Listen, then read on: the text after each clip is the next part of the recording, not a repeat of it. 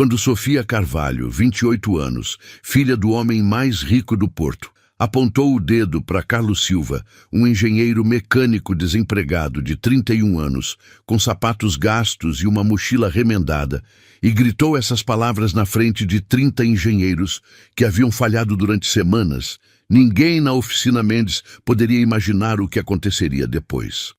A Ferrari SF90 Stradale vermelha do pai de Sofia, avaliada em €500 mil, estava parada há 2 meses com um problema que ninguém conseguia resolver, e a arrogância daquela mulher de terno vermelho, que tratava todos como incompetentes, havia ultrapassado todos os limites.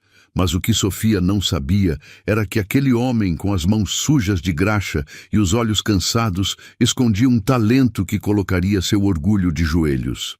E o que Carlos não sabia era que aceitar esse desafio humilhante o levaria a descobrir não apenas o segredo mecânico mais incrível de sua vida, mas também uma verdade sobre o pai de Sofia que mudaria para sempre o destino de ambos. Porque às vezes o gênio se esconde onde ninguém se digna a olhar. E essa oficina do Porto estava prestes a se tornar o cenário da história de amor mais improvável que Portugal já havia visto. Se você está pronto para esta história, escreva nos comentários de onde está assistindo este vídeo. A oficina Mendes era uma lenda no Porto. 3 gerações de mecânicos haviam trabalhado sob aquele teto de chapa metálica, consertando carros de luxo que valiam mais do que casas inteiras, tocando motores que custavam o equivalente a 1 ano de salário médio. As paredes estavam repletas de fotos em preto e branco de Antônio Mendes, com pilotos de Fórmula 1, certificados de excelência, placas comemorativas que contavam décadas de história automobilística portuguesa. Mas aquela terça-feira de setembro, o ambiente na oficina era diferente. Havia tensão no ar, frustração que podia ser cortada com uma faca. 30 dos melhores engenheiros da região haviam sido chamados um após o outro para resolver um problema que parecia impossível, e todos haviam falhado. No centro da oficina, sob as luzes de neon que acentuavam cada curva perfeita, havia uma Ferrari SF90 Stradale, vermelha flamejante. Não era apenas um carro, era uma obra de arte de 690 cavalos, aceleração de 0 a 100 em 2,5 segundos, tecnologia híbrida de vanguarda. Pertencia a Eduardo Carvalho, um dos homens mais ricos de Portugal, proprietário de uma cadeia de concessionárias de automóveis de luxo em todo o norte do país. A Ferrari havia apagado 2 meses antes, durante um teste no autódromo do Estoril, e desde então ninguém havia conseguido fazê-la arrancar. Não era o motor, não era o sistema elétrico, não era o híbrido. Cada componente testava perfeitamente, mas o carro permanecia morto como um pedaço de metal caro sem alma. Eduardo Carvalho havia enviado sua filha Sofia para gerenciar a situação, cansado de esperar e furioso com a incompetência que o cercava. E Sofia havia herdado não apenas a riqueza de seu pai, mas também seu temperamento impossível. Carlos Silva havia chegado à oficina Mendes naquela terça-feira por um motivo completamente diferente. Não havia sido chamado para a Ferrari. Não havia sido convidado por ninguém. Estava lá porque havia ouvido que procuravam ajuda mecânica para trabalhos gerais. Qualquer trabalho que pudesse pagar o aluguel atrasado de 3 meses. Carlos tinha 31 anos, mas aparentava mais. O cabelo castanho estava sempre um pouco longo demais, porque não podia pagar o barbeiro. Os olhos verdes estavam cercados por olheiras de noites passadas procurando trabalho online, as mãos calejadas e marcadas por anos de trabalho manual. Vestia jeans desgastados, uma camisa de flanela que já tinha visto dias melhores, e carregava nos ombros uma mochila militar verde que continha tudo o que possuía no mundo. Alguma roupa, um laptop velho de 10 anos, fotos de sua mãe. Era formado pela Universidade do Porto, uma das universidades de engenharia mais prestigiadas de Portugal, com especialização em engenharia mecânica e uma tese sobre motores híbridos que havia recebido a nota máxima. Durante 5 anos, havia trabalhado para uma empresa de componentes automotivos em Braga, ganhando bem, economizando para comprar uma casa, enviando dinheiro para sua mãe, que vivia numa aldeia no Alentejo. Então, a empresa fechou. Crise econômica, deslocalização para a Polônia, 100 famílias sem trabalho de um dia para o outro. Carlos havia procurado em todos os lugares um novo emprego, mas aos 31 anos, com experiência específica, era considerado qualificado demais para trabalhos de entrada e caro demais para posições seniores, que preferiam jovens recém-formados que ganhavam a metade. As economias acabaram em 6 meses. O apartamento se foi depois de outros 3. Agora vivia em seu Seat de 1999, estacionado numa área de descanso fora do porto, tomando banho em postos de gasolina e comendo sanduíches do supermercado. Tinha 42 euros na conta corrente e nenhuma perspectiva no horizonte. Quando entrou na oficina Mendes naquela terça-feira, esperando falar com o proprietário sobre o trabalho de ajudante mecânico, encontrou o caos. 30 homens de macacão ou de terno e gravata discutiam animadamente ao redor da Ferrari, cada um com sua teoria, nenhum com uma solução. No centro do grupo havia uma mulher que dominava a cena com a pura força de sua presença. Sofia Carvalho tinha 28 anos e era tudo o que Carlos nunca seria. Rica, segura de si, vestida com um terno vermelho Armani que provavelmente custava mais do que ele havia ganho nos últimos 6 meses. O cabelo loiro estava perfeitamente penteado, as unhas cuidadas, a maquiagem impecável. Nos pés usava saltos altíssimos, que a faziam ainda mais alta e imponente. Falava com voz cortante, dando ordens, criticando, exigindo resultados que ninguém parecia capaz de fornecer. Carlos havia parado na soleira da porta, percebendo que estava no lugar errado, no momento errado. Estava prestes a ir embora quando Sofia o notou.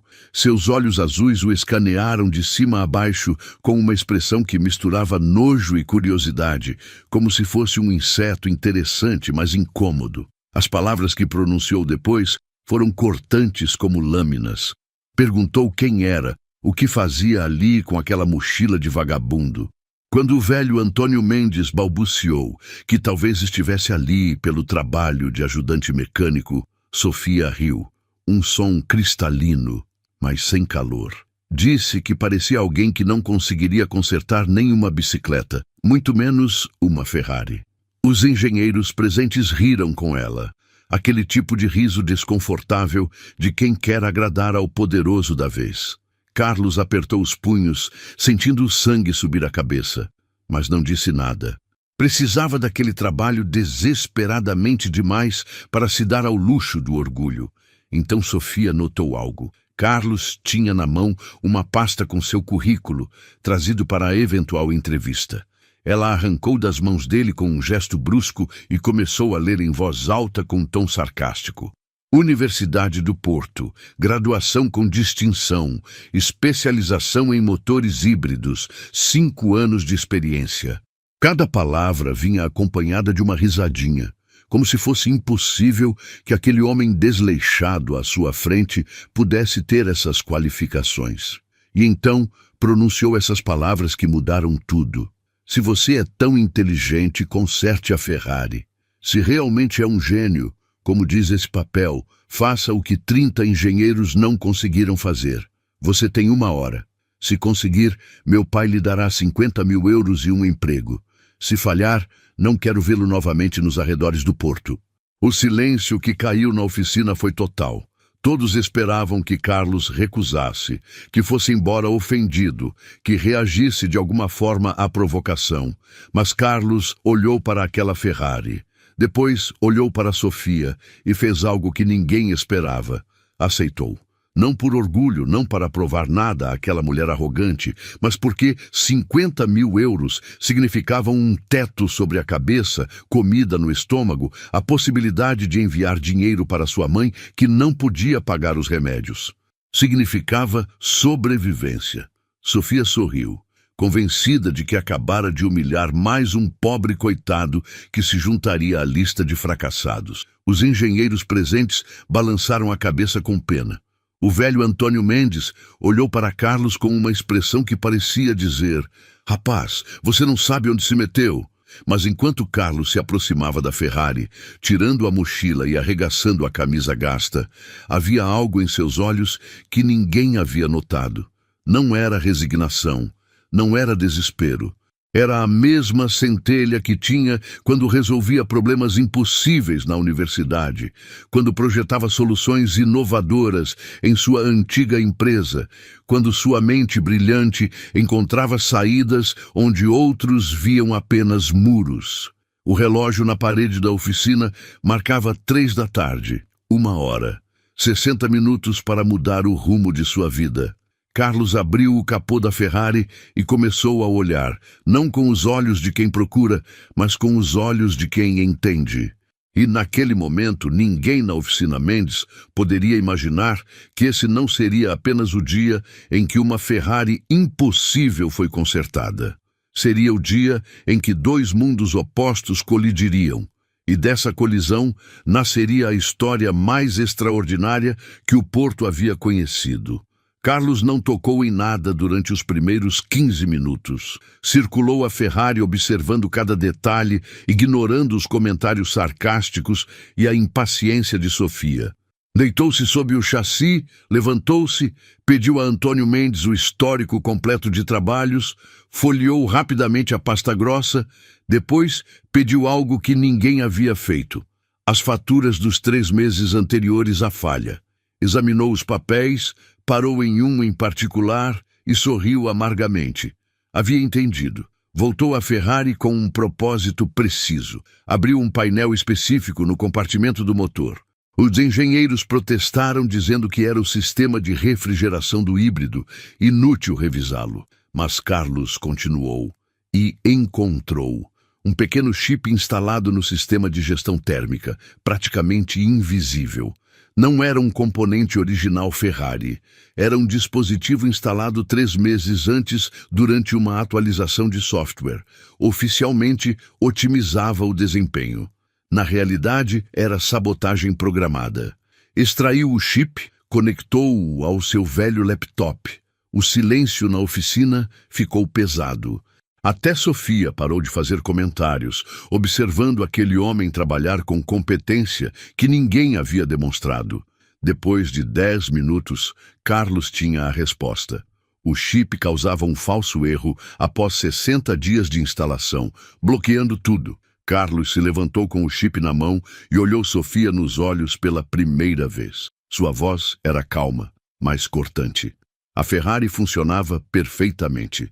Alguém a havia sabotado. E segundo as faturas, a atualização havia sido feita por uma empresa de Tomás Ferreira, o principal concorrente de Eduardo Carvalho. Sofia empalideceu. Os engenheiros se entreolharam, percebendo que haviam sido enganados durante semanas. Carlos retirou o chip, pediu as chaves a Antônio, sentou-se no banco do motorista, girou a chave. O motor ganhou vida com um rugido perfeito. A Ferrari estava viva. Quando desceu do carro, tinha o mesmo olhar cansado, mas algo era diferente. Em 45 minutos, havia feito o que 30 engenheiros não fizeram em 2 meses. E Sofia o olhava como se o visse pela primeira vez. Não mais um vagabundo, mas o homem que havia salvado seu pai. As semanas seguintes foram um turbilhão de eventos. Eduardo Carvalho iniciou ações judiciais contra Tomás Ferreira. As provas eram esmagadoras. Ferreira foi preso, sua empresa entrou em colapso e Eduardo fortaleceu sua reputação. No centro de tudo estava Carlos. Eduardo cumpriu a promessa. 50 mil euros na conta de Carlos, que chorou ao ver o valor. Mas mais do que o dinheiro, ofereceu o cargo de responsável técnico para todas as concessionárias. 8 mil euros por mês, carro da empresa, apartamento. Carlos enviou 30 mil euros para sua mãe para os tratamentos médicos. Alugou um apartamento no Porto mas precisava trabalhar com Sofia, nomeada diretora operacional. Você está gostando desta história? Deixe um like e se inscreva no canal. Agora continuamos com o vídeo. E ela havia mudado, mas não como ele esperava. A arrogância ainda estava lá, mas agora havia conflito em seus olhos. Sentia-se atraída por ele, mas não podia aceitar isso. Então, o atormentava. Reuniões inúteis, tarefas impossíveis, críticas constantes. Carlos suportava tudo com paciência, o que a deixava louca. 3 meses depois, Sofia cometeu um erro. Durante um jantar de gala com clientes importantes no Porto, bebeu champanhe demais e causou um escândalo que arriscava perder contratos milionários. Carlos a salvou. Tirou-a de lá, colocou-a no carro, dirigiu durante horas enquanto ela chorava. Quando finalmente falou, contou tudo. Como seu pai a tratava como uma decepção, minimizava seus sucessos, magnificava seus erros. Como se sentia constantemente inadequada, obrigada a usar uma armadura de arrogância para sobreviver. Carlos escutou. Depois disse que a havia visto humilhar 30 engenheiros, tratar as pessoas como objetos, mas que naquele momento havia realmente pela primeira vez. E essa era a Sofia que valia a pena conhecer. Naquela noite, estacionados na Serra do Pilar, enquanto o porto brilhava ao longe, algo mudou. Não foi um beijo nem uma declaração de amor.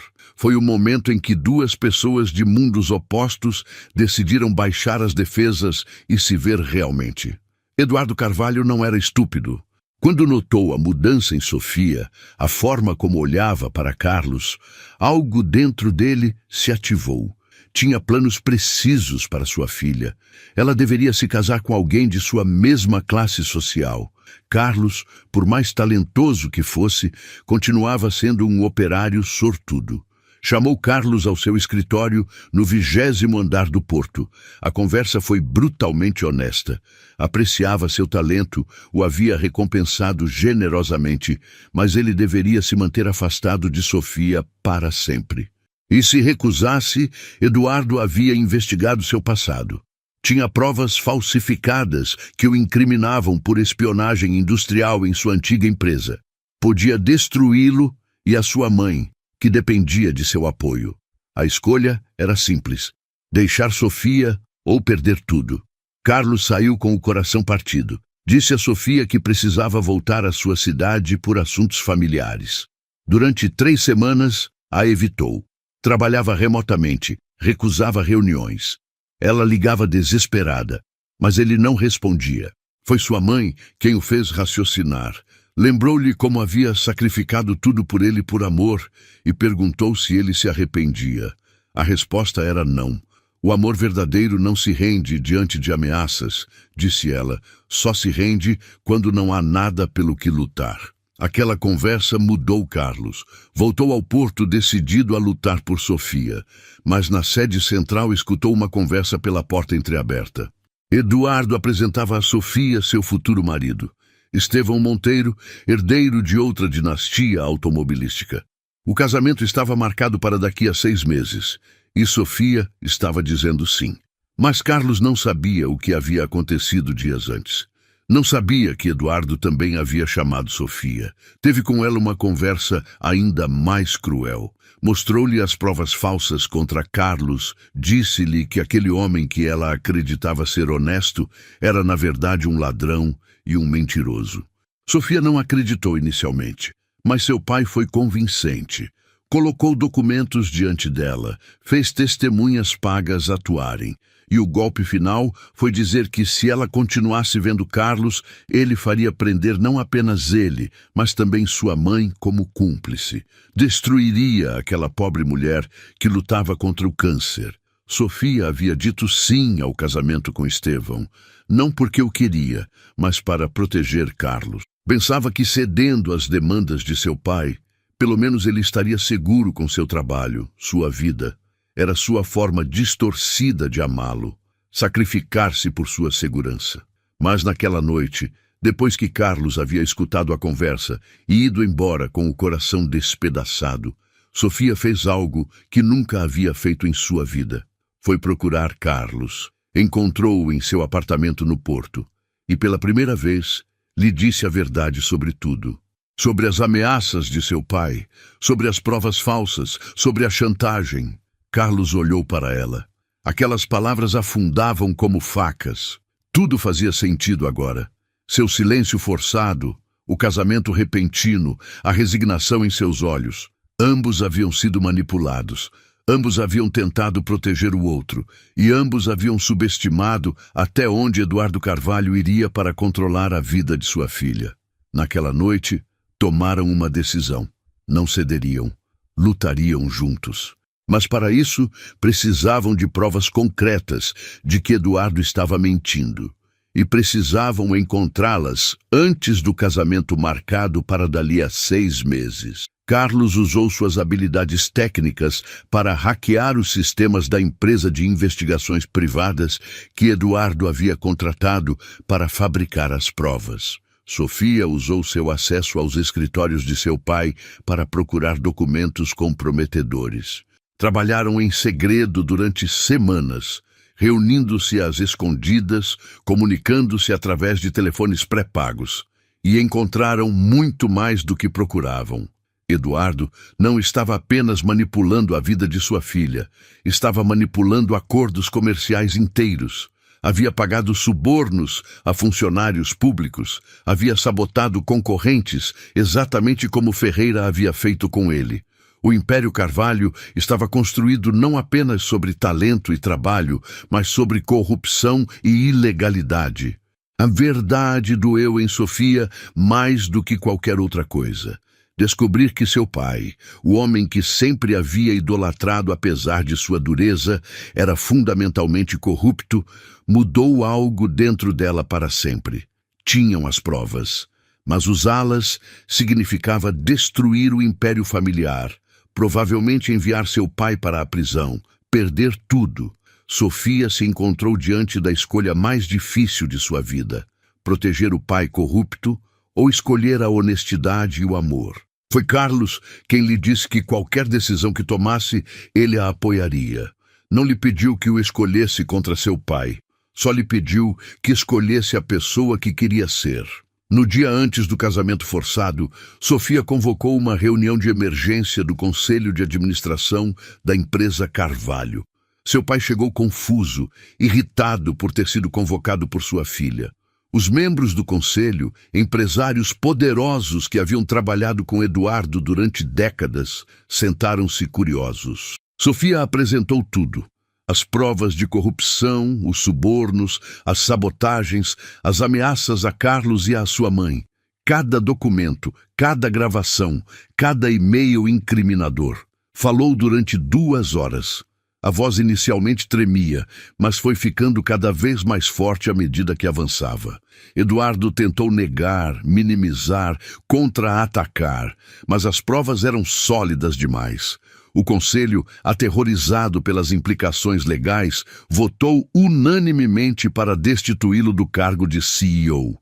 Ofereceram-lhe uma opção: renunciar voluntariamente e manter uma pequena porcentagem de ações sem poder decisório, ou enfrentar um procedimento legal público que destruiria não apenas ele, mas toda a empresa. Eduardo olhou para sua filha com um ódio que poderia queimar o mundo. Chamou-a de traidora, ingrata, estúpida por ter escolhido um operário contra sua família. Disse que a estava renegando, que não tinha mais uma filha. Sofia olhou diretamente nos olhos dele e disse algo que havia querido dizer durante toda a sua vida. Disse que nunca havia tido um pai, apenas um mestre, e que desde aquele momento era finalmente livre. Eduardo foi embora naquele dia e nunca mais foi visto. A empresa foi reestruturada, os negócios ilegais encerrados, as práticas limpas. Sofia se tornou CEO aos 29 anos, a mulher mais jovem a dirigir um império automobilístico em Portugal. Não foi fácil. Muitos a criticaram. Muitos disseram que havia destruído o legado de seu pai. Mas ela resistiu, com Carlos ao seu lado. Não como funcionário, mas como companheiro de vida e de trabalho.